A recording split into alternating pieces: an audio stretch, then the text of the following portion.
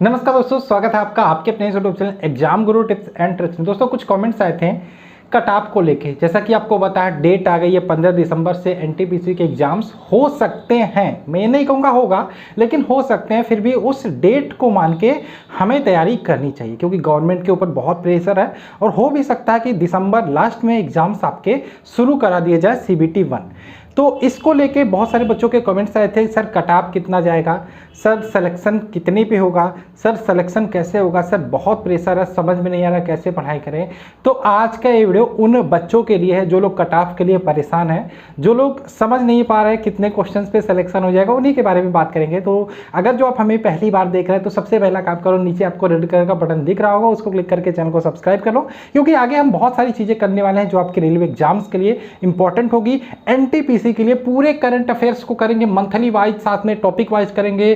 Science को हम cover करेंगे, अभी क्लासेस आपकी साइंस के लिए चल रही हैं। मैथ के लिए, रीजनिंग के लिए एक इंपॉर्टेंट सेशन में जल्दी शुरू करने वाला हूं, टॉपिक वाइज 30 वीडियो दूंगा, पूरा रीजनिंग खल्लास हो जाएगा। ठीक है, तो बने रहिए हमारे साथ, इसलिए चैनल को सब्सक्राइब कर लेना, बेल का आइकन क्लिक कर लेना, आगे आपको जो भी वीडियोज अपलोड होंगे उसकी नोटिफिकेशन जिससे आपको मिलती रहेंगी। तो चलिए शुरू करते हैं यहाँ पे।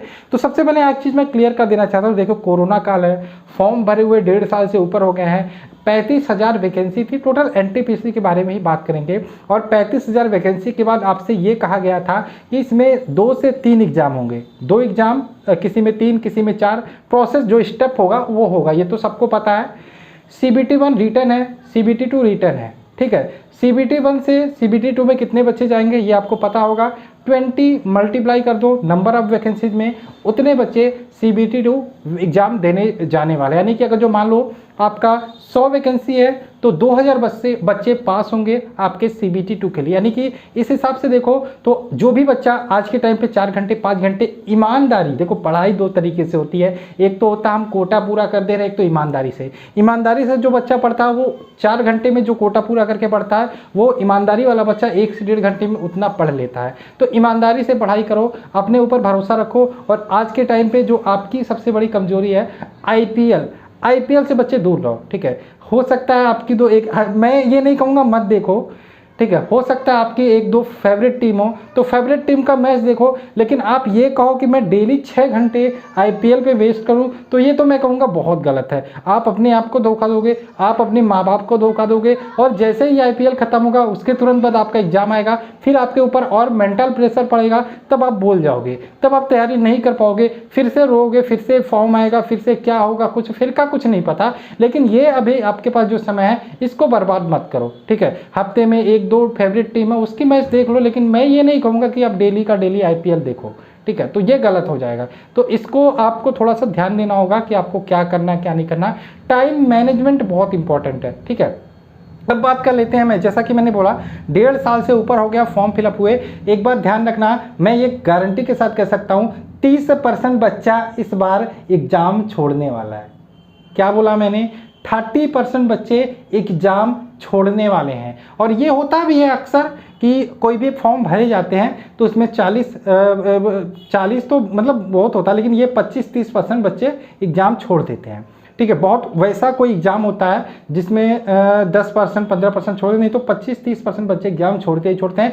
अभी कोरोना काल में मैंने जितने एग्जाम्स देखे इसके पहले हुए, चाहे आपका ये नीट का एग्जाम हुआ, चाहे इसके पहले RO का एग्जाम हुआ, मैंने न्यूज़पेपर की कटिंग देखी तो उसमें देखने को मिला 50% बच्चे एग्जाम छोड़ दिए हैं।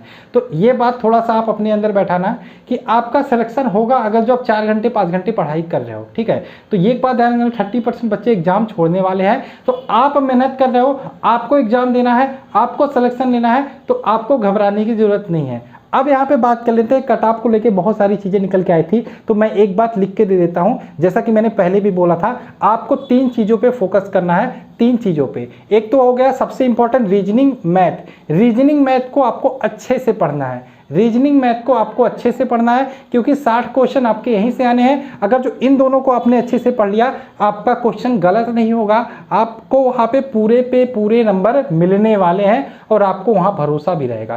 क्योंकि रीजनिंग में 30 क्वेश्चन आने हैं, मैथ में 30 क्वेश्चन आने हैं। रीजनिंग में आपको 25 से कम नहीं करना है, उसके लिए आपको डेली 2 घंटे प्रैक्टिस करनी पड़े, 3 घंटे प्रैक्टिस करना, मुझे फर्क नहीं पड़ता। मैं एक तरीका बताना चाहूँगा रीजनिंग के लिए। आप क्या करो, टॉपिक वाइज चीज़ें पहले पढ़ लो, जो भी टॉपिक है, जितने भी टॉपिक है मैं क्लासेज आगे लेने वाला हूँ, तो वहाँ से भी क्लियर हो जाएगा। उसके बाद आपको क्या करना है, डेली हर टॉपिक के 30 क्वेश्चन आपको लगाने हैं। हर टॉपिक उठाओ, बुक उठाओ, उसके 30 क्वेश्चन खटाक से 1 घंटे में लगा लो। और अगर जो कहीं क्लासेस ले रहे हो तो उसको भी आप लेते रहो, ठीक है। डेली 30 क्वेश्चन 40 क्वेश्चन लगाते रहो टॉपिक वाइज। आज दूसरा टॉपिक लगाया, कल दूसरा टॉपिक लगाओ, आज कैलेंडर पढ़ा, कल ब्लड रिलेशन पढ़ लो, परसों वेन डायग्राम पढ़ लो, उसके बाद सिलोगम्स पढ़ लो, उसके बाद एनालॉजी पढ़ लो। ये काम आप कर सकते हो रीजनिंग के लिए, और ये काम अगर जो कर लिया ना, अच्छी खासी प्रैक्टिस हो जाएगी प्रश्नों की, ठीक है। अब हम बात कर लेते हैं मैथमेटिक्स की। मैथमेटिक्स भी डिपेंड है प्रैक्टिस पे। जितना ज़्यादा आप प्रश्नों को लगाओगे, जितने अलग अलग टाइप के प्रश्नों को लगाओगे, उतना अच्छा आपका हो जाएगा। मैथ आपको पता होगा कैसे पढ़ना है, कैसे नहीं पढ़ना, इसके पहले भी मैंने कई वीडियो बना के बताया है। तो यानी कि एक बात ध्यान रखना, 25 क्वेश्चन आपको रीजनिंग में करनी है और 20 से 22 क्वेश्चन आपको मैथ में करना ही करना है। 22 और 25, आप 20 ही मान लो मैथ में, 20 मैथ में और आपका 25 रीजनिंग में करना है, यानी कि 45 आपको यहाँ से उठाना ही उठाना है, ठीक है। अब ये हो गया 45। अब तीसरा जो स्टेप है आपको, करंट अफेयर्स और साइंस। करंट अफेयर्स और साइंस से देखो 40 क्वेश्चन जीके जीएस का है, यहाँ पे करंट अफेयर्स और साइंस से 30 क्वेश्चन आपके बनने वाले हैं। इसी साइंस में आपका कंप्यूटर भी आ जाएगा, इसी साइंस में आपका एनवायरनमेंट भी आ जाएगा। बाकी करंट अफेयर्स और स्टैटिक जीके अगर जो पढ़ लेते हो तो सोने पे सुहागा हो जाएगा। आसानी से आप 25 प्लस प्रश्नों को अटेम्प्ट करने वाले हो जीके में। क्या क्या चीज़ें पढ़ के आप क्या पढ़ना है, ध्यान, जीके में आपको क्या पढ़ना है, करंट अफेयर्स पढ़ना है, उसके बाद आपको साइंस पढ़ना है, उसके बाद आपको एनवायरनमेंट और आपका कंप्यूटर और स्टैटिक जीके, ठीक है। ये सारे पढ़ के आसानी से आप 25 प्लस यानी कि 30 तक पहुंच जाओगे आसानी से, ठीक है। बाकी आपके ऊपर है, आपका जीके कितना अच्छा है, हिस्ट्री कितना पढ़े हो, ज्योग्राफी कितना पढ़े हो, पॉलिटी कितना पढ़े हो, इस पर ज़्यादा टाइम वेस्ट मत करना। आपके पास लूसेंट ऑब्जेक्टिव बुक हो तो वहाँ से आप संडे टू संडे इसको रिविजन करके हिस्ट्री, ज्योग्राफी, पॉलिटी पढ़ सकते हो। तो इन सारी चीज़ों को कर लेते हो। देखो कट ऑफ के बारे में मैं एक बात बता देता हूँ।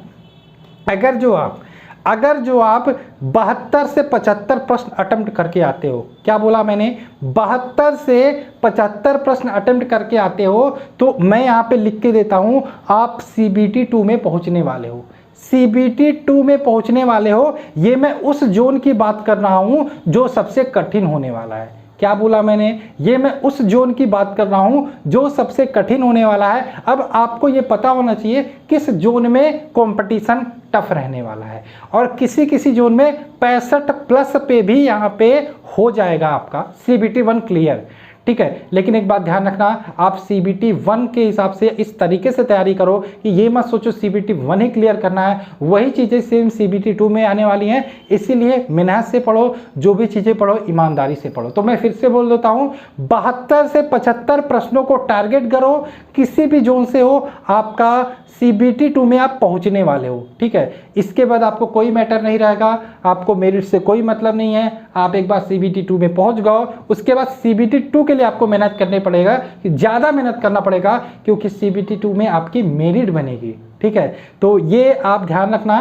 कि 72 से 75 क्वेश्चन पहुंचना ही पहुंचना है। आप किसी भी जोन से हो तो आप इन्हीं सारी बातों को ध्यान के रखें। जो भी चीज़ें मैंने बताया गलत वे में मत लेना, ठीक है। मैंने आपके बेहतरी के लिए बोला कि IPL मत देखो, और जो भी चीज़ें हैं आप अपने लिए करोगे, अपने माँ बाप के लिए करोगे, क्योंकि ये मौका जो अभी आपको मिला है वो कितने लोगों को नसीब नहीं होता। इतनी अच्छी वैकेंसी, इधर सामने ग्रुप डी है, NTPC में नहीं हुआ ग्रुप डी में हो जाएगा, ठीक है। लेकिन नौकरी तो मिलेगी जो मेहनत से पढ़ रहे हैं उनको। तो चलो इन्हीं सब बातों के साथ वीडियो अच्छा लगा हो लाइक कर देना। मिलते हैं नेक्स्ट वीडियो में। जय हिंद दोस्तों, जय भारत।